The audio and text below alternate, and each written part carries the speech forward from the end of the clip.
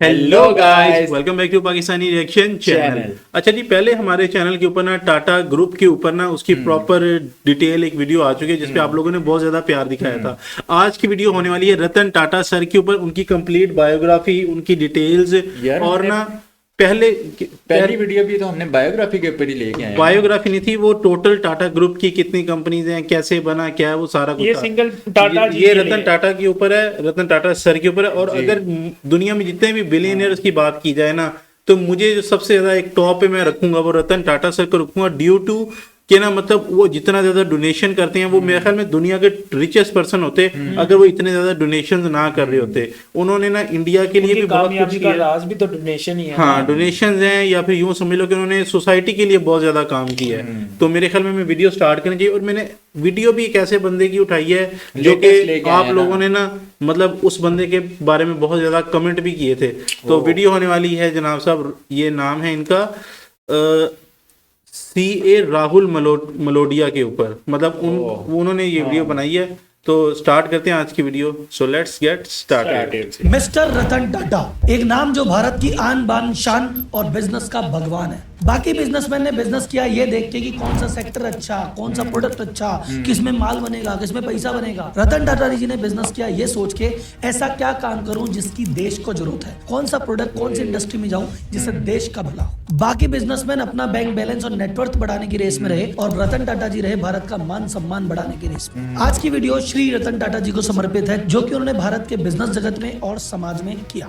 रतन टाटा जी group के chairman बने 1991 में। तब टाटा ग्रुप के पास टोटल 95 कंपनियां थी और हर कंपनी अलग अलग सेक्टर में काम कर रही थी। इनमें कोई एकता नहीं थी, सब अपनी अपनी धुन में चल रहे थे, कोई सेंट्रल अथॉरिटी नहीं थी और पूरा फोकस इंडियन मार्केट पे था, बाहर कोई ध्यान नहीं दे रहा था। ग्रुप का रेवेन्यू मात्र 14,000 करोड़ रुपए और मार्केट कैपिटलाइजेशन मात्र 30,000 करोड़ रुपए। फिर रतन टाटा जी जब सीन में एंटर हुए और 2012 में रिटायर हुए, तब तक वो क्या कर चुके थे ये सुनिए। जो मतलब यूं देख लो कि 11 साल 10 से 11 साल मैक्सिमम। टाटा ग्रुप की छोटी छोटी कंपनियां थी, अपनी मनमानी कर रही थी, सबको एक करके सेंट्रलाइज कर दिया। जहां फोकस सिर्फ इंडियन मार्केट पे था, फॉरेन मार्केट पे फोकस किया और आज टाटा ग्रुप का 60% रेवेन्यू विदेशों से आता है। टाटा ग्रुप ब्रिटेन का सबसे बड़ा एम्प्लॉयर है, यानी वो देश जिसने कभी भारत पे राज किया था वहां पे हम राज कर रहे हैं। सबसे ज्यादा वहां पे टाटा की प्रोडक्ट्स जा रही हैं भाई, टाटा की प्रोडक्ट्स नहीं जा रही। वो कह रहा है कि उधर सबसे ज्यादा नौकरियां हम दे रहे हैं लोगों को।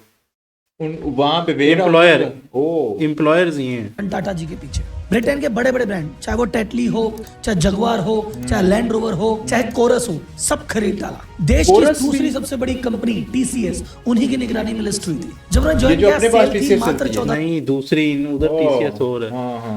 1000 करोड़। जब वो रिटायर हुए तो सेल कर गए थे 5.25 लाख करोड़। जब उन्होंने ज्वाइन किया, मार्केट कैप 30,000 करोड़ था। आज की रेट में टाटा ग्रुप देश का सबसे बड़ा ग्रुप है, 25 लाख करोड़ मार्केट कैप के साथ। पर उन्होंने ये किया कैसे, उनकी क्या लेगेसी रही इंडिया और वर्ल्ड में। और ये तो रही बिजनेस की बात। बिजनेस के अलावा पर्सनल जिंदगी में कैसे थी, उससे रिलेटेड कुछ किस्से, कुछ कहानियां, जो चैरिटी करते थे, जो हम्बल थे, उसके किस्से सुनेंगे इस वीडियो में। अगर आप श्री रतन टाटा जी से प्यार करते हैं, उनका सम्मान करते हैं, तो इस वीडियो को लाइक जरूर करना, क्योंकि मैं चाहता हूं कि रतन टाटा जी आज हमारे बीच जब नहीं रहे और उन पे मैं एक वीडियो कर रहा हूं। और गाइज, हम ना टाटा की जब गाड़ियों के ऊपर वीडियो लेकर आते हैं ना, तो आप लोग बड़ा प्यार दिखाते हैं। अब हम रतन टाटा सर के ऊपर वीडियो लेकर आए हैं, तो इस वीडियो के ऊपर भी आपका उससे 10 गुना ज्यादा प्यार आना चाहिए।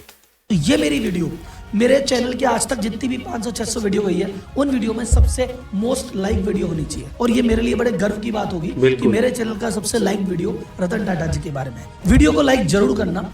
ये रतन टाटा जी के एक फैन की बाकी फैन से हाथ जोड़ के रिक्वेस्ट। रतन टाटा जी के पूरे जीवन की महत्वपूर्ण घटनाओं को एक बार देखते हैं। तो जनता जनार्दन की जय बोलते हुए करते हैं भारत के सबसे महान व्यक्तित्व के जीवनी की शुरुआत की कौन कौन से इंपॉर्टेंट पल में क्या क्या चीजें हुई।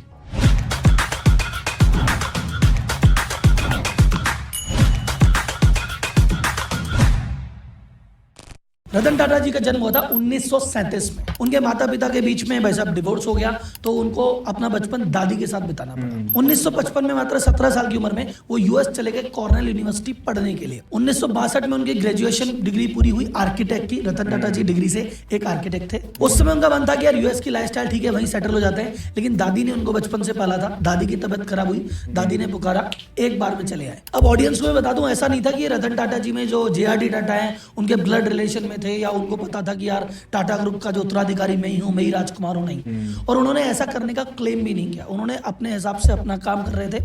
आईबीएम से उनको ऑफर मिला और वो आईबीएम में नौकरी करने की सोच रहे थे। जेआरडी टाटा की मानता थी, उन्होंने कहा नहीं यार तुम तो टाटा ग्रुप से कहीं ना कहीं जुड़े हो, प्लीज ज्वाइन, और जब तक इंडिया में रहोगे टाटा ग्रुप में ही काम करोगे। 1963 में जब वो 26 साल की उम्र थे, विधिवत रूप से टाटा ग्रुप में एंट्री की। तो सबसे पहले टाटा ग्रुप में जब एंटर हुए 6 महीना उन्होंने टाटा मोटर में ट्रेनिंग की। उसके बाद चले गए टिस्को, जो आज की डेट में टाटा स्टील नाम से जानी जाती है, 6 महीना वहां ट्रेनिंग की। ट्रेनिंग के बाद वही टाटा स्टील में एक टेक्निकल ऑफिसर की हैसियत से उन्होंने ज्वाइन किया, काम चालू किया। 1969 में 4 साल बाद वो ऑस्ट्रेलिया चले गए ग्रुप का रिप्रेजेंट करने, कि टाटा ग्रुप का एक मेंबर चाहिए था, तो ऑस्ट्रेलिया गए और टाटा ग्रुप का प्रतिनिधित्व किया। 1970 में कुछ समय के लिए उन्होंने टीसीएस में भी काम किया था। 1971 में उनको नेल्को का डायरेक्टर बनाया गया। नेल्को एक तरह की लॉस मेकिंग फर्म थी और टाटा ग्रुप ने उम्मीद छोड़ दी थी कि इसमें कुछ हो सकता है, पर रतन टाटा जी ने उसको भी ट्रांसफॉर्म किया और कंपनी को बदल दिया, और वहां जेआरडी टाटा को दिखा रहे यार इस लड़के में कुछ बात है। नेल्को की सफलता के बाद 1971 में टाटा सन्स, जो उनकी प्राइमरी कंपनी है, उसमें इनको डायरेक्टर बनाया गया। 1975 में हार्वर्ड बिजनेस स्कूल से एडवांस मैनेजमेंट का प्रोग्राम किया। 1981 में बने टाटा इंडस्ट्रीज के डायरेक्टर, और वहां पे इन्होंने क्या किया, टाटा ग्रुप का जो थिंक टैंक है, जो प्लान करता है कि अब किस नए सेक्टर में आना, अब क्या करना चाहिए और हाईटेक बिजनेस में घुसना, इन्होंने नींव रखी थी उसी 1981 में। 1983 में इन्होंने लॉन्च किया टाटा सॉल्ट, जो देश का नमक है, वो देश के हमारे लाल ने लॉन्च किया था। 1986 में एयर इंडिया के चेयरमैन बने कुछ समय के लिए, और फाइनली 25 मार्च 1991 को इनको टाटा ग्रुप के अधिकृत रूप से चेयरमैन बन गए। और ये डेट मुझे बहुत अच्छी लगी क्योंकि 24 मार्च को मेरा भी बर्थडे है, यानी जब मैं 2 साल 1 दिन का था तब रतन टाटा जी टाटा ग्रुप के चेयरमैन बने थे। एक कोइंसिडेंस बताता हूं, इसी के 10 दिन बाद 4 अप्रैल 1991 को आनंद महिंद्रा जी महिंद्रा ग्रुप में एंटर हुए थे। अब आप बोलेंगे राहुल जी देखो राजगद्दी पे बैठ गए राजकुमार। सर जी 1991 इस पीरियड को समझना, इंटरनल एक्सटर्नल दोनों तरफ हाहाकार मचा हुआ था। सबसे पहले बात करते हैं एक्सटर्नल हाहाकार की। एक्सटर्नल मतलब उस समय देश की इकोनॉमी खुली थी। देखो 91 के पहले देश की इकोनॉमी बंद थी, तो क्या था, लाइसेंस राज था कि अच्छा हर प्रोडक्ट बनाने का हर कंपनी को लाइसेंस मिला हुआ था कि अच्छा ये आदमी ये बनाएगा, ये आदमी ये बनाएगा, कुछ भी बना ले, कैसा भी बना ले, किसी भी रेट पे बेचे, माल तो बिक ही रहा था। तो उस समय टेंशन नहीं थी, कंपटीशन नहीं था और सब अपना काम राजी खुशी कर रहे थे। 1991 में जब अर्थव्यवस्था खुल गई तो विदेशी कॉम्पिटिटर भी आए और देसी लोगों को भी खुला मैदान मिल गया। उस समय 91 के पहले जितने भी पुराने ग्रुप थे जो फल फूल रहे थे, 91 के बाद सब साफ हो गए, आप नाम ही नहीं सुनते। आप नाम टाटा ग्रुप का इसलिए सुन रहे हो, महिंद्रा ग्रुप का इसलिए सुन रहे हो, बिरला ग्रुप का इसलिए सुन रहे हो, बजाज ग्रुप का इसलिए सुन रहे हो क्योंकि इन 4 के जो लीडर थे विजनरी थे, इन्होंने ग्रुप को संभाल लिया। उस समय 91 के पहले इनके आसपास के जो थे सब चले गए काल के काल में, तो इन 4 लीडर ने देश को संभाल लिया। ये तो था एक्सटर्नल, क्योंकि उस समय विदेशी कंपनियों से भी लड़ना था और बाकी सबसे भी लड़ना था और मैदान खुल गया था। इंटरनल चैलेंज तो और खतरनाक था। इंटरनल चैलेंज ये था कि साहब उस समय टाटा ग्रुप की अलग अलग कंपनियां थी, 95 कंपनियां मैंने आपको बताया। हर कंपनी में एक ना एक ऐसा बंदा बैठा था जो उस कंपनी को अपने हिसाब से चला रहा था, टाटा ग्रुप से कोई लेना देना नहीं था। क्योंकि इनके पहले जो बॉस थे वो थे जेआरडी टाटा। जेआरडी टाटा का व्यक्तित्व इतना भारी था कि उनकी आवाज में दम था। एक बार फोन लगा दिया, एक बार बात कह दी तो आदमी इधर उधर हिल नहीं सकता था। लेकिन जब वो चेयरमैन रहे तो हर आदमी अपनी अपनी मनमानी करने लग गया। जब रतन टाटा जी भी बने तो एक रूसी मोदी करके थे, उनका मानना था कि शायद वो चेयरमैन बनते, तो उन्होंने बहुत ज्यादा विद्रोह कर दिया। तो इंटरनली इनको विद्रोह का सामना करना पड़ा। इन्होंने इस विद्रोह को पूरा कंट्रोल करते हुए पुराने जो व्यक्ति इस तरह की तानाशाही कर रहे थे उनको सबको हटाया। रिटायरमेंट की एज नहीं थी, कोई भी आदमी जब तक जिंदा है तब तक काम कर रहा था। रिटायरमेंट की एज डाली, नए टैलेंट के लिए जगह बनाई। बाकी सब ग्रुप की कंपनीज में अपने हल्के हल्के स्टेक्स बढ़ाए और टाटा सन्स जो उसकी चेयरमैन कंपनी थी उसका दबदबा बढ़ाया ताकि कोई कंपनी इधर उधर ना निकले। अगर रतन टाटा जी 1991 में ज्वाइन नहीं करते, 2000 तक आते आते टाटा ग्रुप की 20-30 कंपनियां अलग अलग डायरेक्शन में चली जाती बिना टाटा ग्रुप के कंट्रोल के। उस समय जितनी भी कंपनियां थी सबका फोकस ये था इंडिया में काम करो, इंडिया में काम करो। इन्होंने कहा वाई इंडिया में तो काम करना है, पर इंडियन कंपनी बाहर जाके अपना डंका कैसे बजाएगी, उस पे इन्होंने प्रयास चालू किया और शुरुआत की सन 2000 से। सन 2000 में इन्होंने टेटली जो कि एक ब्रिटिश ब्रांड था उसको खरीद लिया। तहलका मच गया पूरे भारत में और विश्व में कि एक इंडियन कंपनी बाहर जाके विदेशी कंपनी को खरीद ली, वो भी खुद से बड़ी। टाटा टी ने खरीदा, टाटा टी छोटी कंपनी थी, टेटली बड़ी कंपनी थी, तो छोटी कंपनी ने बड़ी कंपनी खरीद लिया और इंडिया ने ब्रिटिश कंपनी को खरीद लिया। भाई साहब एक तो बाजार में हल्ला मच गया कि ये क्या हो गया, और इनको देख के बाकी बिजनेस में कॉन्फिडेंस आया कि यस हम भी बाहर जा सकते हैं। और इसी वजह से अब जो इंडिया है ना वो चाय का दुनिया में सबसे बड़ा एक्सपोर्टर है। हम भी बाहर अपना बिजनेस फैला सकते हैं, हम भी एक्सपोर्ट कर सकते हैं, हम भी ब्रांड खरीद सकते हैं। तो ये जो शुरुआत है ना इंडियन कंपनी के डोमिनेंस की, फियरलेस होने की, निडर होने की, ये रतन टाटा जी की देन है। उसी साल सन 2000 में इनको मिला पद्म भूषण, जो कि भारत का तीसरा सबसे बड़ा सम्मान है। 2004 में ये लेके आया टीसीएस का आईपीओ। टीसीएस में आया था 1970 में इन्होंने काम किया था, इनको पता तो था कंपनी क्या है उसका। उस समय इन्होंने आईपीओ किया और आज की डेट में टीसीएस देश की दूसरी सबसे बड़ी कंपनी है। टाटा ग्रुप की जितनी भी कंपनियां हैं उनमें 90% प्रॉफिट अकेली टीसीएस देती है। 2006 में लॉन्च किया डीटीएच सर्विस टाटा स्काई। 2008 में भाई साहब इन्होंने फिर एक बार दाव खेला, जगुआर को खरीदा, लैंड रोवर को खरीदा और उसी साल उनको भारत का दूसरा सबसे बड़ा सम्मान पद्म विभूषण मिला। 2012 में एज अ चेयरमैन उन्होंने रिटायरमेंट ले लिया और साइरस मिस्त्री को अपना उत्तराधिकारी अपॉइंट कर दिया। से हाथ जोड़ के एक रिक्वेस्ट करना चाह रहा हूं, 2000 में इनको मिला पद्म भूषण जो कि तीसरा सबसे बड़ा सम्मान था। 2008 में मिला इनको पद्म विभूषण जो कि दूसरा सबसे बड़े सम्मान था, लेकिन ये हकदार हैं देश के सबसे बड़े सम्मान भारत रत्न के। तो वैसे अभी खबरें आ रही है कि महाराष्ट्र सरकार ने थोड़ी प्रयास कर दिया है, प्रपोजल कर दिया है। सरकार पे कंटिन्यूस दबाव बनाना जरूरी है। तो मेरी, आप जितने भी रतन टाटा जी के फैन प्रशंसक हैं, उनकी दिल से इज्जत करते हैं, उनसे रिक्वेस्ट है अपन ट्रेंड करते हैं हैशटैग भारत रत्न फॉर रतन टाटा। मैंने आपको हैशटैग दिखा दिया है स्क्रीन पे, एडिटर साहब दिखा देना। आप सब जने भाई साहब इसको ट्रेन करेंगे। आज के पहले अपन ने बीएसएनएल पे एक ट्रेंड चलाया था जो कि नेशनल लेवल पे गूंजा था और ये ट्रेंड उससे ज्यादा गूंजना चाहिए। हाथ जोड़ के रिक्वेस्ट है। और मैं, मेरे जितने भी फेलो यूट्यूबर्स हैं जो ये वीडियो देख रहे हैं, नहीं भी देख रहे हैं, मैं पर्सनली उनको मैसेज करूंगा और रिक्वेस्ट करूंगा कि वो अपनी रील के जरिए एक एक मिनट की रील बनाए इस ट्रेंड पे और इसको नेशनल लेवल पे ट्रेंड करवाना है। अगर हम बात करें रतन टाटा जी के अदर अचीवमेंट के बारे में, मैंने कहा ना भारत देश को अगर किसी चीज की जरूरत होती है सबसे पहले टाटा ग्रुप आता है। तो आज की डेट में हमको पता है कि अगर वर्ल्ड लेवल पे टेक्नोलॉजी में आगे जाना है तो हमको चाहिए भाई साहब चिप, सेमीकंडक्टर चिप। पर उसका प्लांट में भाई साहब एक्सपर्टीज बहुत लगती है, पैसा बहुत लगता है, रिस्क बहुत लगता है। हर कोई रिस्क ले नहीं सकता। रतन टाटा जी आ गया है, टाटा ग्रुप आ गया है और आज सेमीकंडक्टर के क्षेत्र में सबसे बड़ा काम रतन टाटा जी का टाटा ग्रुप ही कर रहा है। और पूरी दुनिया में अभी ये सिर्फ ताइवान में बन रही है, जो कि दूसरा अगर होगा तो वो इंडिया होगा। डेट में हर कंपनी कह रही है हम भाई साहब इंडिया के बाहर एक्सपोर्ट कर रहे हैं, बाहर एक्सपोर्ट कर रहे हैं। ये प्रेरणा, ये इंस्पिरेशन, उसकी शुरुआत रतन टाटा जी ने की थी। 60% रेवेन्यू टाटा ग्रुप का इंडिया के बाहर से लाके। अपन बात करते हैं चैरिटी की। जब भी एक अमीर व्यक्तियों की लिस्ट आती है उसमें बाकी सबका नाम आता है, अंबानी आता है, अडानी आता है, बजाज आता है, पूनावाला आता है, सब आता है। रतन टाटा जी का नाम उस लिस्ट में नहीं आता। क्यों? क्योंकि उन्होंने कहा कि वो अब टाटा ग्रुप के सबसे बड़े शेयर होल्डर नहीं है। टाटा ग्रुप के जो सबसे बड़े शेयर होल्डर है वो है टाटा ट्रस्ट। यानी इस टाटा ग्रुप जितना भी पैसा कमाता है उसका डिविडेंड जाता है टाटा सन्स में, और टाटा सन्स का जितना भी पैसा आता है उसका सबसे बड़ा शेयर होल्डर है टाटा ट्रस्ट। यार रतन टाटा जो है ना, उन्होंने इसलिए नहीं मतलब किया कि मतलब मेरा नाम गूंजे। उन्होंने बिल्कुल मतलब अपने आप को साइड पे रख के बोला कि देश की भलाई हो, लोगों की भलाई हो। यार ये सोच किसी की होती है, टाटा हर किसी की नहीं होती। जो ओनर है वो ट्रस्ट है, कोई व्यक्ति नहीं। रतन टाटा जी ने कोरोना से फाइट के लिए 500 करोड़ रुपए का दान दिया था। 2008 में जब ताज पे अटैक हुआ था, कोई और प्लेयर होता तो कहता जी भैया दूर रहो, यहाँ पे आतंकवादी, हम सेफ रहे।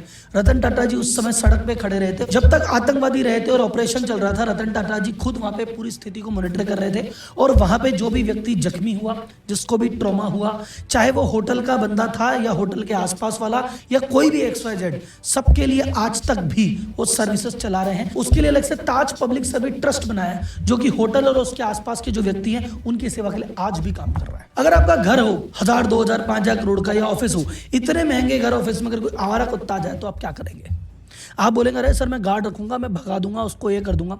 रतन टाटा जी ने एक बार बॉम्बे हाउस में देखा यार आवारा कुत्ते घूम रहे हैं, तो उन्होंने कहा अरे यार ये बेचारे कहाँ खाते होंगे। उन्होंने बॉम्बे हाउस में अलग से व्यवस्था कराई है कि जहाँ पे आवारा कुत्तों के लिए एक जगह बनाई है कि यहाँ पे आके वो रह सकते हैं, उनके खाने की व्यवस्था वो करते हैं। कुछ लोग कहते हैं कि अजी साहब बिजनेस में अगर बड़ा बनना है तो भैया स्मोकिंग करनी पड़ती है, शराब पीनी पड़ती है, पार्टियों में जाना पड़ता है। देश का सबसे सम्मानीय व्यक्ति और देश के सबसे बड़े ग्रुप को बनाने वाला खुद कभी स्मोकिंग नहीं की, कभी ड्रिंकिंग नहीं की, वो सिंपल टी टोटलर थे। इनकी डॉग रिलेटेड एक स्टोरी और भी है। इनको जब ब्रिटेन की महारानी ने बुलाया कि तुमको सर रतन टाटा जी की उपाधि देंगे, उस दिन पर्टिकुलर डे जब सम्मान होने वाला था ये वहां पहुंचे नहीं। तो पता पड़ा क्यों नहीं पहुंचे, तो पता चला इनके एक डॉग की तबीयत खराब थी। इन्होंने कहा इसका ध्यान रखना जरूरी है, अवार्ड तो आते जाते रहते हैं। क्या तो एक बात है यार। सिंपल डॉग की सेवा करने के लिए ब्रिटेन का अवार्ड ठुकरा दे, वो है रतन टाटा। रतन टाटा जी बिजनेस के भगवान है, और वो मैं हमेशा कहता हूँ। और उसका एक प्रूफ और है, एक जो MCA सरकारी संस्था है, मिनिस्ट्री ऑफ कॉर्पोरेट अफेयर्स, जो इस पे प्लान करती है कि भैया ये जो कंपनीज हैं इनका काम वो देखती है, उसको डिजिटलाइज करने का प्रपोजल आया। वो प्रपोजल दिया गया TCS को। तो TCS ने एक प्रपोजल दिया कि डिन नंबर इशू करेंगे, डायरेक्टर आइडेंटिफिकेशन नंबर। जो भी व्यक्ति प्राइवेट लिमिटेड में है उस सबके पास डिन है। देश का सबसे पहला डिन जो कि 00001 है, रतन टाटा जी के नाम पे है। अब किससे कहानी तो और भी है, क्योंकि रतन टाटा जी का व्यक्तित्व ही इतना बड़ा था। लेकिन अभी इस वीडियो को अपन यहीं विराम देते हैं। तो रतन टाटा जी के प्रति आपका जो प्यार सम्मान था, जो भी आपको शब्दों में पिरो के कहना चाहते हैं, कमेंट बॉक्स आपके लिए खुला है, वहां कीजिए। मैं कोशिश करूंगा हर कमेंट को पर्सनली पढूं और लाइक करूं। और वो हैशटैग डच चलाना मत भूलना, भारत रत्न फॉर। गाइस देख लें, Bharat Ratna for Ratan Ratna for Ratan Tata. हाँ। मैंने स्पेशल इस जगह पे मिलते रोका हैं था। अगले वीडियो में, तब तक के लिए धन्यवाद, जय हिंद। तो जी ये थी आज की वीडियो। उम्मीद है आपको ये वीडियो अच्छी लगी होगी।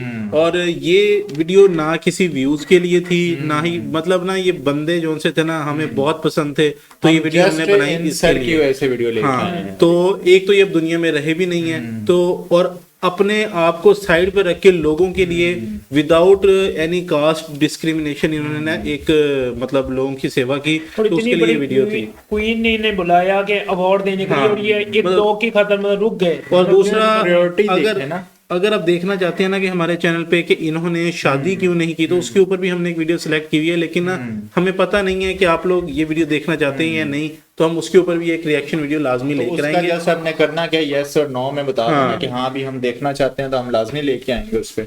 तो बस अगर हमारे मतलब ना चैनल के कमेंट्स में, इसी वीडियो के कमेंट्स में आ गया ना यस का, सिर्फ अगर किसी ने यस यस यस लिखा हुआ, तो हम समझ जाएंगे कि भाई वो वीडियो लेकर आओ। तो हम और ज्यादा कितने लंबे कमेंट आने चाहिए ये भी तो बता दें। कमेंट्स अगर जितने मेरे भी ख्याल आ में- जाए यार, इस पे कोई है ही नहीं। हाँ 20 कमेंट्स भी अगर आ गए ना एक साथ, तो हम उसके ऊपर कर देंगे।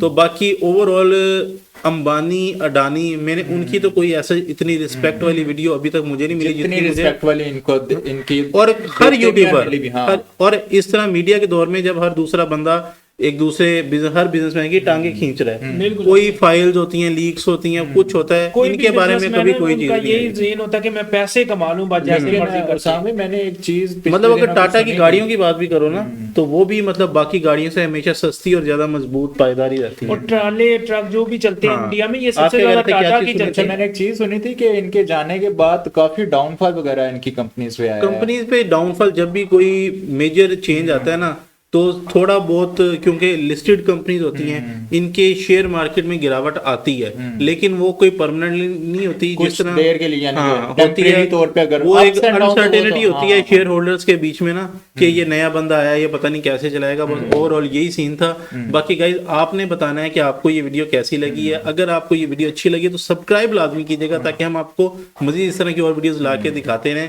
तो मिलते हैं आपसे नेक्स्ट वीडियो में, तब तक के लिए टेक केयर।